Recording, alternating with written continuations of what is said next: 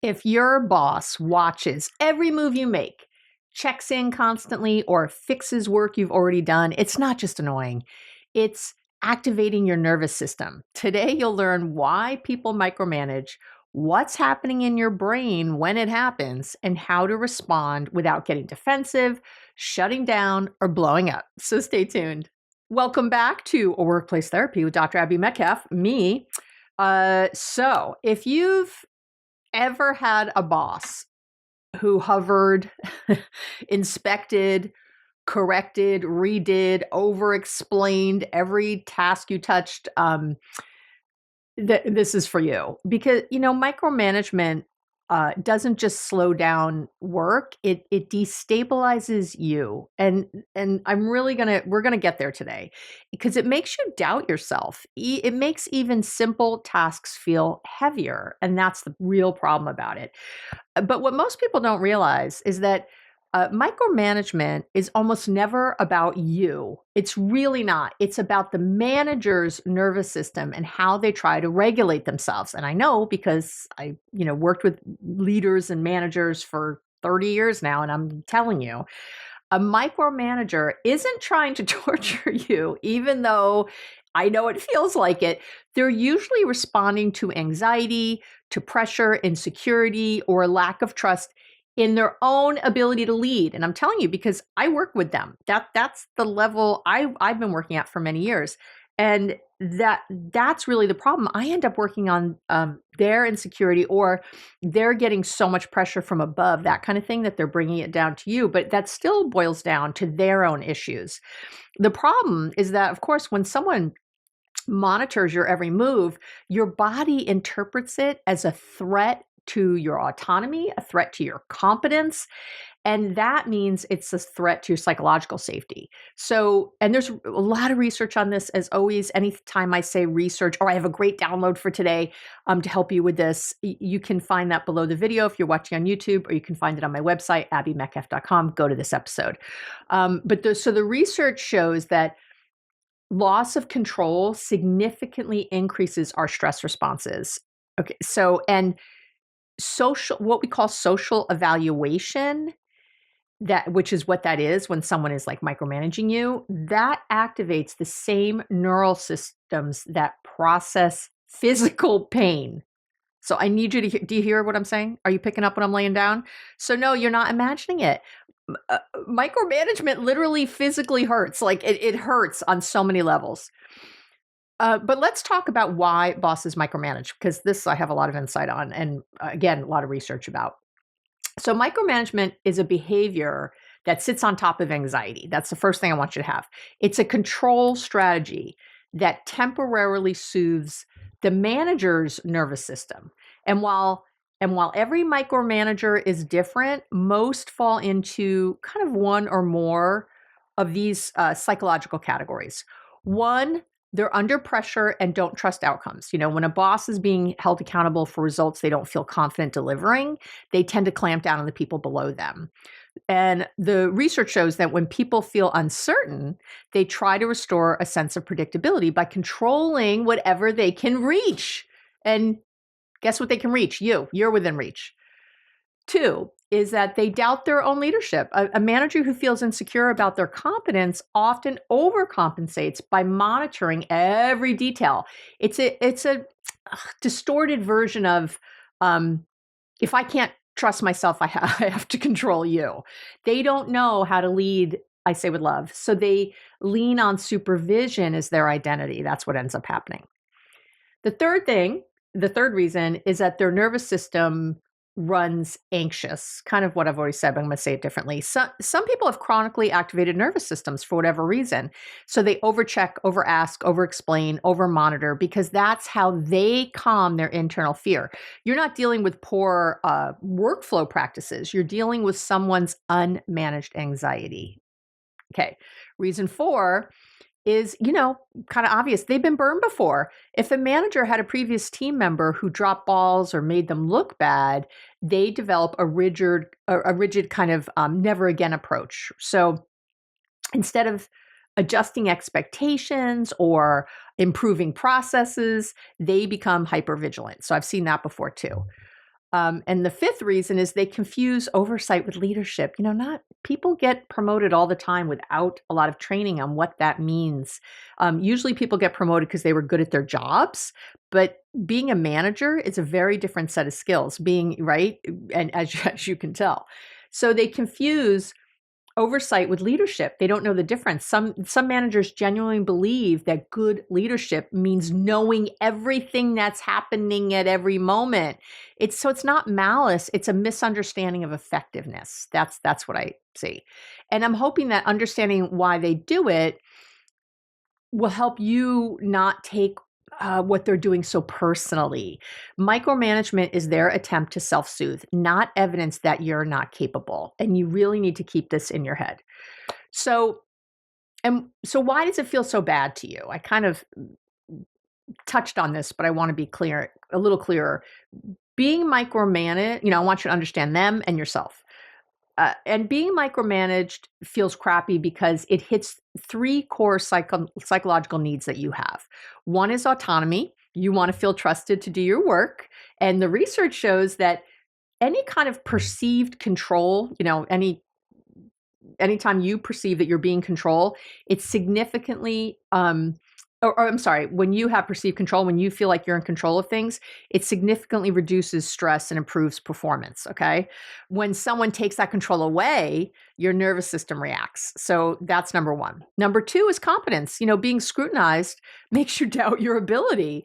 It activates performance anxiety. It reduces access to your prefrontal cortex, your thinking part of your brain.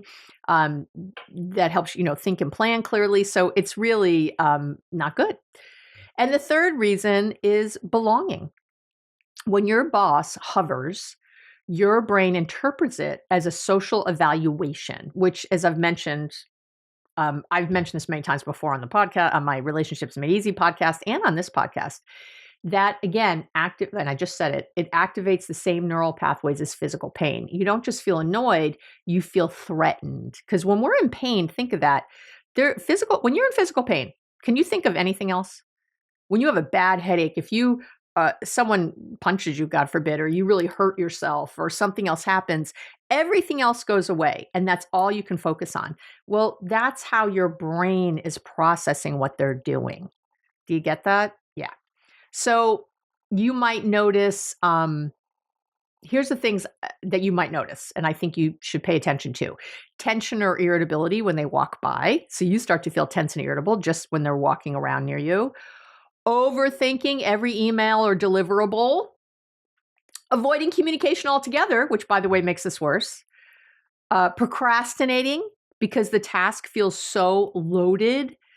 You might notice feeling resentful, defensive, checked out.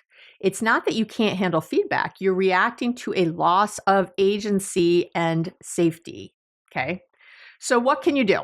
What can you do? So I've got 6 research-backed strategies. Here we go. And these tools are going to help, really help you take back control of your emotional state, your workflow, and hopefully your confidence. And you can use them even if your micromanager never changes. I want to say that too. So one is to get ahead of their anxiety with proactive updates. This is probably what I suggest the most. Micromanagers hate the unknown. If you remove uncertainty before they ask, they often relax, believe it or not. So try sending a short, structured update once or twice a week that says something like, here's what I completed, here's what I'm working on next, and here's what I need from you, kind of thing, right? So, you're not enabling them. You're reducing ambiguity so they don't feel the need to hover. Okay. So I want to be clear. That's what that is.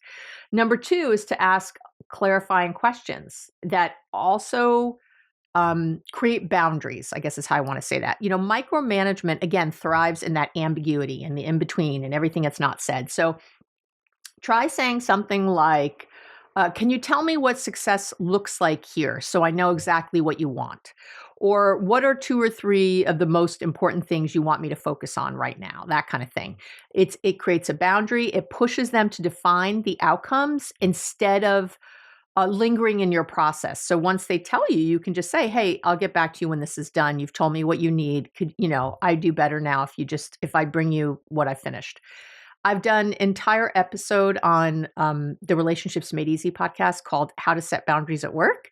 So if this is an issue for you, I would take the time to give that a listen. And of course, I'll link to it in these notes. Um, and I'll do a shorter version here on this podcast. So be on the lookout sometime the next month or so. I'll say that too. And I'm just going to give a quick, I have a book called Boundaries Made Easy. I have a workbook called Boundaries Made Easier. If boundaries are really an issue for you, do some work about this. It's going to be worth your time. It's going to save your mental health, your physical health, everything. Okay, third tip is to pre-negotiate how often they want check-ins. I use this one a lot too.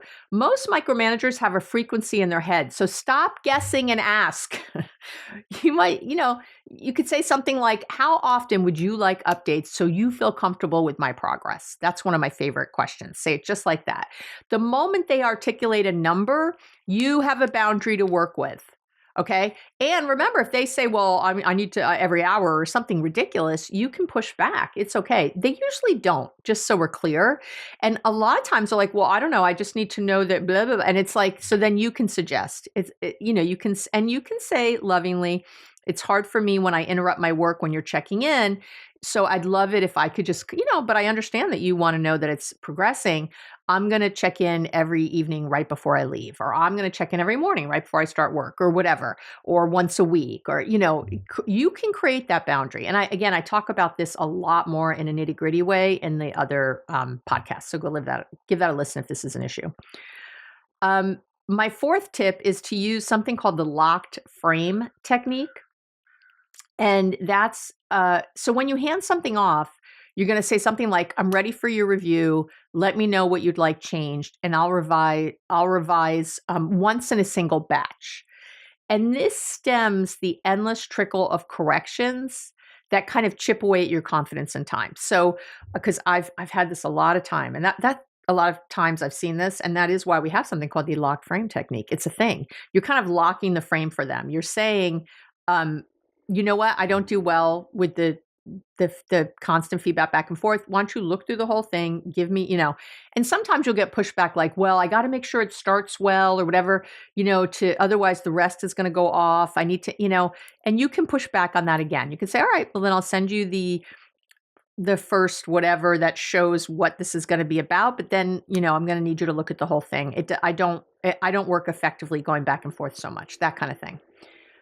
The fifth thing you can do is to reinforce trust by naming what's working. Micromanagers respond well to reassurance that doesn't feel like flattery. So let me be clear. So you might say something like, I've noticed your feedback helps me get clear on expectations, and I'm incorporating what I'm learning. So you won't need to review as closely going forward. Something like that. You're signaling you can relax. I got this, right? It's in some way. And then number 6 is to protect your nervous system. You can't control their anxiety, but you can regulate yours. So before conversations, try a grounding breath, do a double inhale, a 30-second pause, set an intention. When your nervous system settles, you think better. Remember that amygdala shuts off, the prefrontal cortex comes on. You think better, you communicate better, you take things less personally. Micromanagement loses a lot of its sting when you're grounded in your own internal stability. And so I really, me, I want you to take responsibility too. You can sit and complain all day long about this person, but it's really on you to make your life more manageable and not be a victim here, right? So I'm going to wrap up, and then I'm going to tell you about the free download for today. If this is an issue for you, you're going to like it. Again, I just want to remind you, micromanagement isn't about your value or competence. It's about someone else's relationship with control and uncertainty. So when you stop interpreting it as some verdict on how well you're doing, you're going to gain room to think and respond strategically. So that's critical. You can set boundaries, you can ask for clarity, you can create structure that reduces their anxiety without sacrificing your autonomy, and you can protect your own nervous system so you feel less reactive and more empowered. And all of this is really about you taking the lead and how you want and need to be treated instead of reacting to them. You're acting with clear direction and showing your manager the way forward. I know it's supposed to be them, but it needs to be you. So let's talk about how to put today's lesson into action. You know, I have these on all these episodes. So today's free download is your Micromanager Survival Toolkit. That's what I'm calling it. So in it, you're going to find, I put a lot in there. There's a quick pattern decoder, like what kind of micromanager you're dealing with. There's 3 scripts that instantly lower a micromanager's anxiety and increase your autonomy. There's a 1-page boundary setting guide for handing off work cleanly. The locked frame email template is in there, so you aren't revising endlessly, right? So I put a lot in there, but you can pick and choose, you know, from the toolkit. So again, you can get that below the video. If you're watching on YouTube, please like and subscribe.